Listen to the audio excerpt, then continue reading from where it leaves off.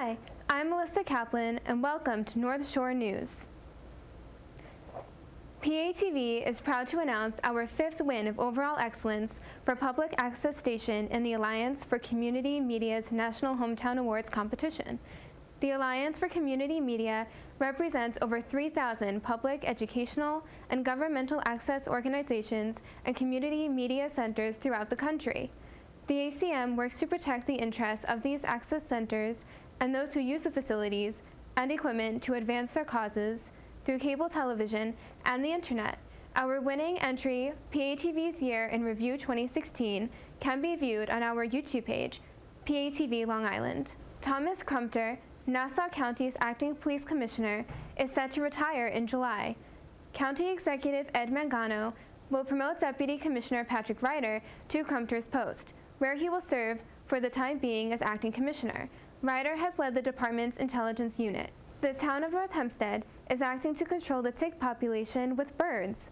The Northern Bobwhite Quail Project is a pilot program designed by Ranger Eric Powers, the host of the NHTV's nature show Off the Trail, and assistance from town employees who will release the native birds back into the local environment in order to effectively reduce the numbers of ticks naturally instead of using toxic pesticides.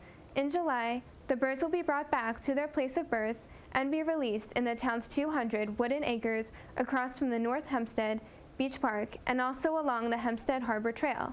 Northern bobwhite quails populations have been decimated on Long Island over the years due to their #1 predator, feral and indoor-outdoor cats. For more information, call the town's 311 call center.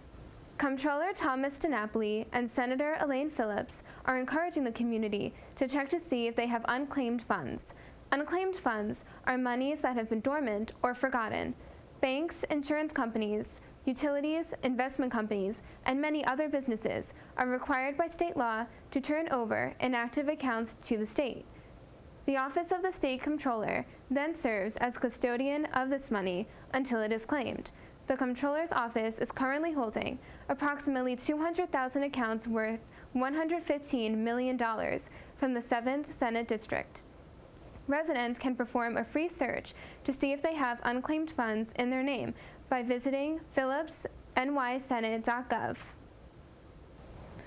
North Hempstead Town Supervisor Judy Bosworth and the Town Board voted unanimously to appoint Dr. Isma Chandri to the Town of North Hempstead's Board of Ethics Committee at the June 6th board meeting. Dr. Chandri is the 6th member of the board and the first person to be appointed to the board following Supervisor Bosworth's series of reforms to the town's ethics code earlier this year. Dr. Chandri is a resident of Manhasset. The board has many duties, including reviewing annual financial disclosure statements, issuing advisory opinions, and advising local agencies. Manhasset resident and Port Washington native Anthony Scaramucci is set to join President Donald Trump's administration as ambassador to the Organization for Economic Cooperation and Development in Paris. Scaramucci was an advisor to Trump during the presidential campaign last year and Trump's transition to the White House. He was originally engaged to become the White House's director of the Office of Public Liaison, but that never came to fruition.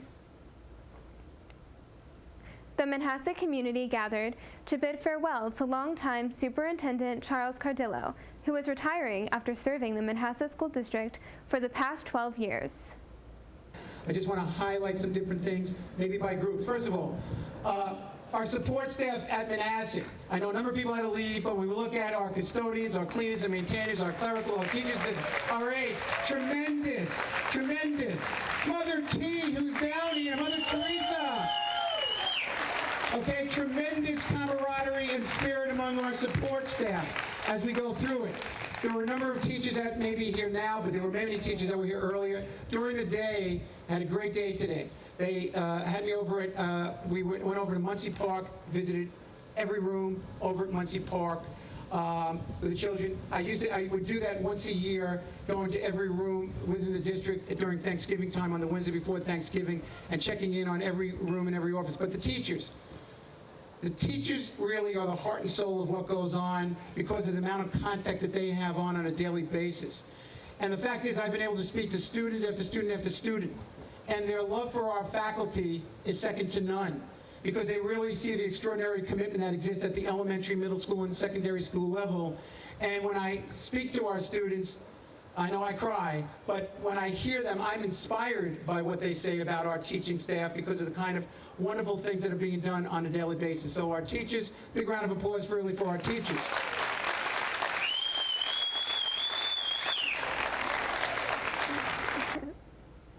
The Manhasset Board of Education has announced they have selected Dr. Vincent Butera to be the next superintendent of the Manhasset School District. Butera is currently the superintendent of the Bayport Blue Point School District on Long Island, a position he has held since 2013. Senator Elaine Phillips, a member of the Senate's Task Force on Heroin and Opioid Addiction, recently announced Senate passage of a package of bills to help combat the heroin and opioid epidemic that is affecting every single Long Island community. The legislation will focus on enforcement to hold drug dealers more accountable, improve regulation of synthetic opioids, further protect children, and improve the state's treatment programs to help assist individuals with recovery. Among other measures, Senator Phillips will be hosting a public forum with the Senate's Task Force on Heroin and Opioid Addiction next month to discuss additional steps that can be taken to combat this epidemic, save lives, and prevent tragedies. The Village of Great Neck Estates recently honored its longtime former mayor, David Fox, by naming the Village Police Department building for him. Fox served on the Village Board for Trustees for 21 years, the last 14 as mayor. He retired in January. The Great Neck Chamber of Commerce celebrated its annual awards dinner honoring Richard Stancati, Valerie Link, Yannis Furs, and Stephen Blank. PATV was there to record the event.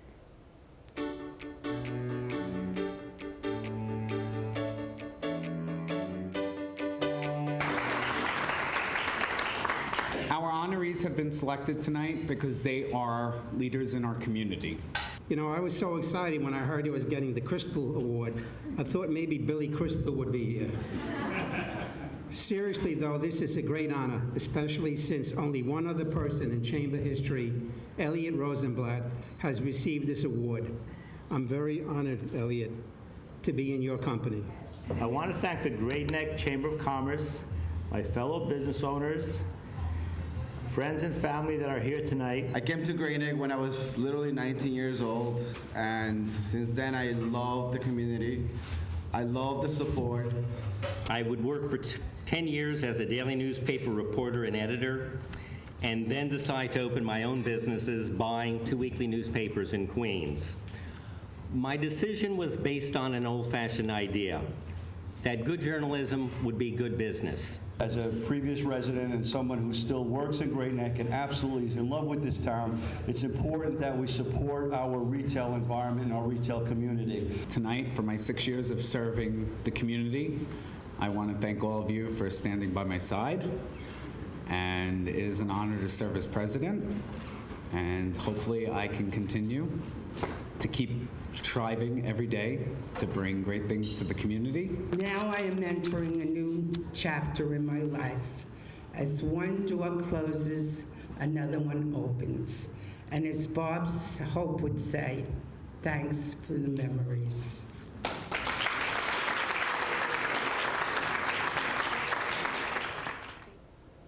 And that's all the news for now. Let's take a look at what's going on around town. Great Neck Plaza's annual summer concert series will be kicking off. Join the plaza for a night of music under the stars. Enjoy free concerts and entertainment every Tuesday night starting at 8 p.m. at Firefighters Park. For more information or a list of the performances, visit greatneckplaza.net. The annual Manor Haven Street Festival will be held on Saturday, June 24th from 11:30 a.m. to 4:30 p.m. The festival will be held on Manor Haven Boulevard.